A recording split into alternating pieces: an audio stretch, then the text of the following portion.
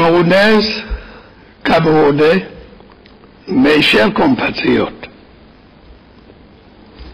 au cours de l'année qui s'achève, le Cameroun, comme la plupart des pays, a évolué dans un contexte encore fortement marqué par la crise économique et financière mondiale. Notre économie a fléchi, c'est vrai, mais elle n'a pas été ébranlée dans ses fondations. Il n'en reste pas moins que le taux de croissance de notre PIB a marqué le pas. En 2009, il sera en recul par rapport à l'année précédente. Dans une telle situation, que convenait-il de faire?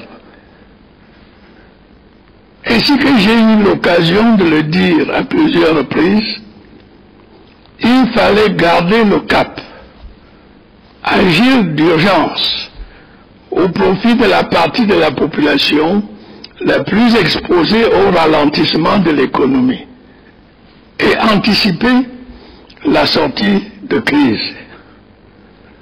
C'est ce que nous avons fait en exerçant une action modératrice sur les prix des produits de première nécessité, en soutenant la consommation et en reprenant de façon significative les recrutements dans la fonction publique. La deuxième leçon à tirer est que les fondamentaux de notre économie ont assez bien résisté. Notre capacité d'épargne n'a pas été entamée. Les investisseurs ne se sont pas retirés. Bref, nous avons traversé la tempête sans trop de dommages et serons prêts à reprendre avec détermination notre marche en avant dès que la relance mondiale s'accélérera. Par ailleurs, et malgré les difficultés liées à la crise, nous avons poursuivi notre action dans les domaines sociaux et des infrastructures au sens le plus large. Un ensemble d'installations sportives dont fait partie le Palais des Sports récemment inauguré à Yaoundé sera mis en chantier dans le proche avenir. En 2009, la politique de modernisation du système scolaire et universitaire a abouti à la création et à la construction de nouveaux établissements primaires, secondaires et supérieurs. Des milliers d'enseignants à tous les niveaux ont été recrutés.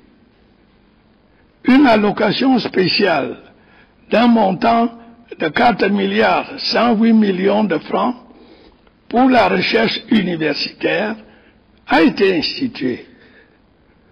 Elle sera majorée en 2010.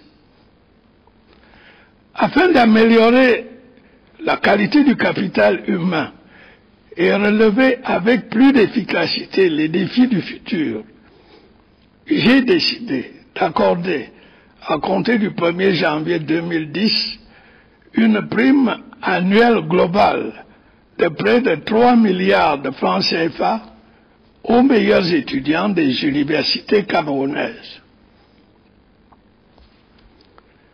Dans le domaine des infrastructures de base, nous allons lancer en 2010 les travaux de construction du barrage hydroélectrique de Lompangar, du port en eau profonde de Kribi, du barrage de Mevele, de la centrale à gaz naturel de Kribi, de la mini-centrale de Mekin sur le Dja, de réhabilitation et d'extension des adductions d'eau de Yaoundé, Douala et de plusieurs autres villes et localités à travers l'ensemble du territoire, de modernisation des voiries de la plupart de nos cités,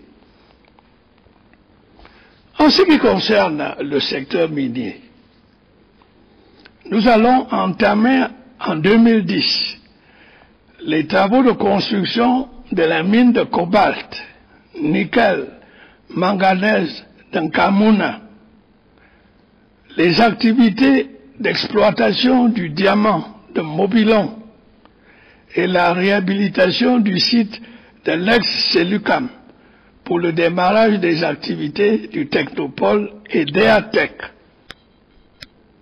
Nous allons accélérer le processus de vente aboutir à l'exploitation de la bauxite des mines Martap, Gaondal et du fer de Mbala.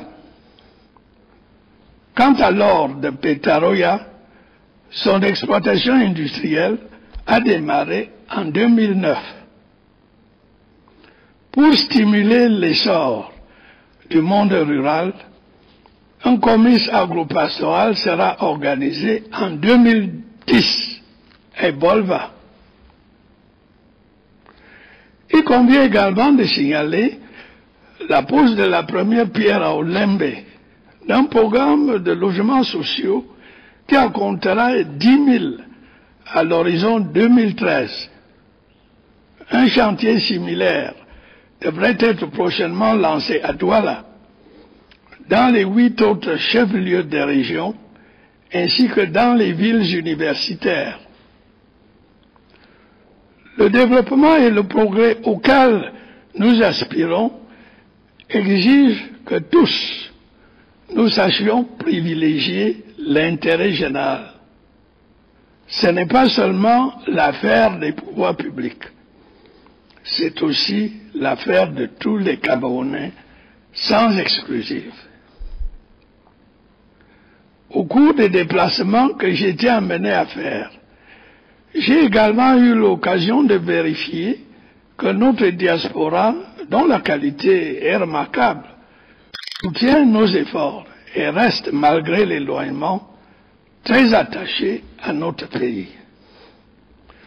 Je me réserve de revenir très prochainement sur ces questions, préférant aujourd'hui appeler votre réflexion sur un événement qui restera à jamais mémorable dans l'histoire de notre nation.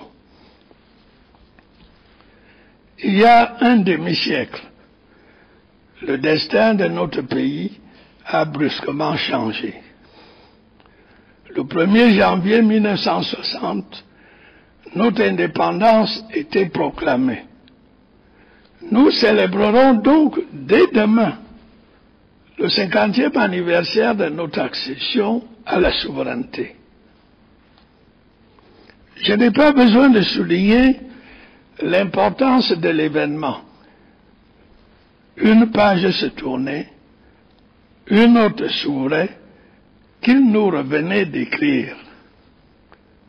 Mais d'abord, souvenons-nous qu'avant l'indépendance, certains en avaient rêvé, ont combattu pour l'obtenir et y ont sacrifié leur vie.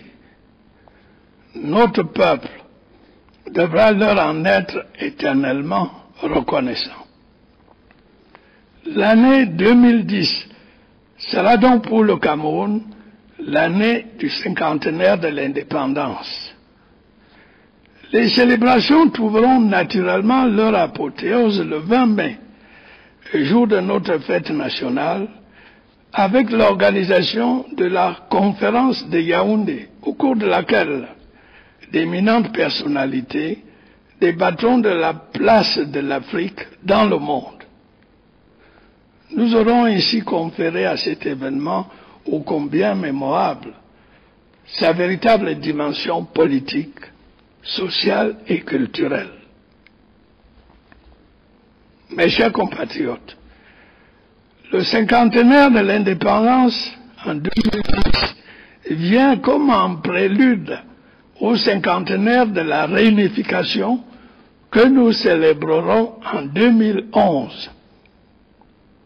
Ces deux temps forts, chargés de tant d'émotions, de souvenirs et de symboles, nous invitent plus que jamais à consolider nos acquis, au premier rang desquels l'unité nationale et la paix, et à œuvrer davantage et tous ensemble à la construction d'un grand et beau pays. Mes chers compatriotes, le moment est maintenant venu pour moi de vous présenter à toutes et à tous mes vœux les plus sincères de santé et de bonheur pour la nouvelle année. Bonne et heureuse année 2010. Vive le Cameroun!